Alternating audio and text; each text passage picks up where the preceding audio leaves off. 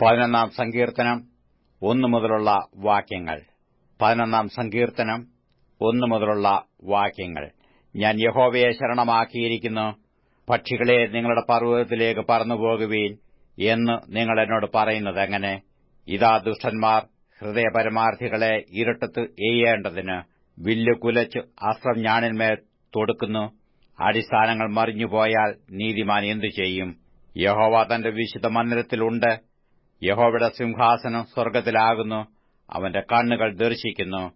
അവന്റെ കൺപോളകൾ മനുഷ്യപുത്രന്മാരെ ശോധന ചെയ്യുന്നു. യഹോവ നീതിമാനെ ശോധന ചെയ്യുന്നു. ദുഷ്ടനെയും സാഹസപ്രിയനെയും അവന്റെ ഉള്ളം വെറുക്കുന്നു. ദുഷ്ടന്മാരുടെ മേൽ അവൻ കണികളെ വർഷിപ്പിക്കും.